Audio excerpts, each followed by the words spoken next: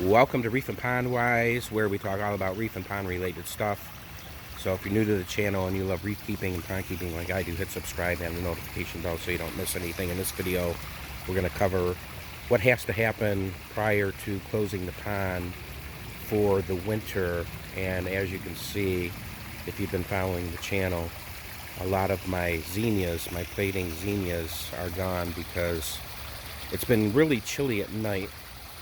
The other night it got down to like 45 degrees, but it's been unseasonably warm during the day. And what's interesting is the plants and the vegetation seem to last a little bit longer when the days are warm, even though the nights are cooler. So it's a beautiful morning. Just had another blue jay fly over in that bush there.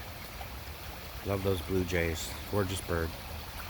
And then he'll fly off. Got a bunch of them that have visited today, but I tried to savor some of the color of the pond by keeping some of these plants that have not turned brown, but kind of already missed just after a day the zinnias. They were absolutely gorgeous.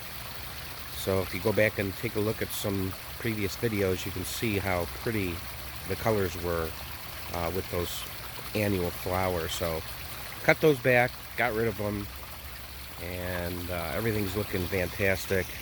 I'm going to go ahead and trim up these side ivies here to show a little bit of rock and get some texture back.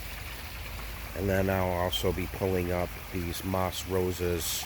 I think I might be able to get a couple of more days out of these moss roses in terms of color, and they've been beautiful all year long, and it's the first time that I have planted moss roses on this side of the pond, and I think I'm going to start doing that each and every year.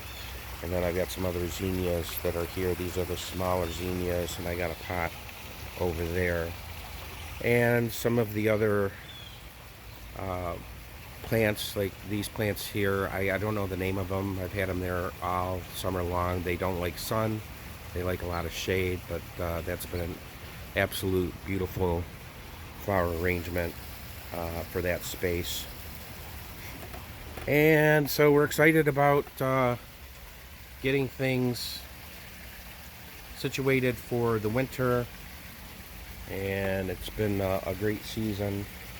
I'm gonna go ahead and throw some food to the fish. We'll feed them as we get started in today's activity.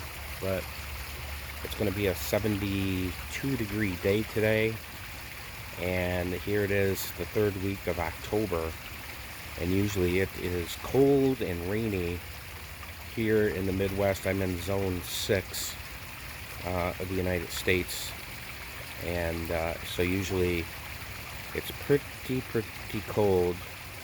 And so that just goes to show you guys, global warming is real, and the climate changes are real. It's traditionally a little bit chilly this time of the year, and now we are getting to a point where, you know, it's warm during the day, a little chilly at night, but a lot warmer than it's been in my lifetime over the last several years. Even the winters here are a lot more mild than they have been in the past. So it really makes for a great environment if you're a pond keeper, because the last thing you want is to be out when it's freezing cold trying to close your pond. And my pond is usually closed before Thanksgiving, so got about another 45 days and we'll get this thing buttoned up for the winter.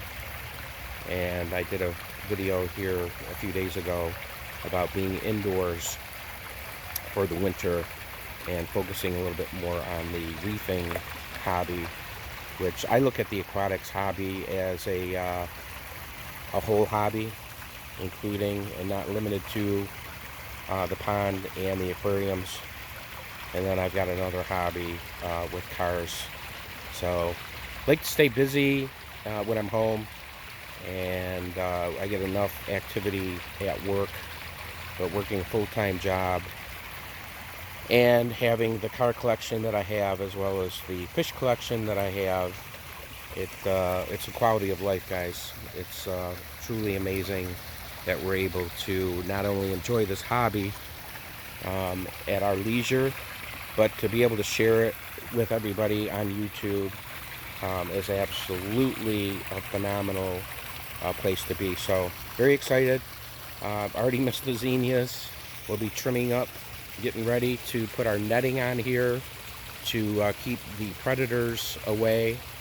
And the days are shortening, so this time of the year here in Michigan, we went from 6 hours a day of sun beating down on the pond, which is why I use pond dye for algae control. So now we're getting about half of that, maybe 2.5 hours of direct sunlight on the pond. So I don't have to worry about algae control as much this time of the year. So all of these perennials will be cut back.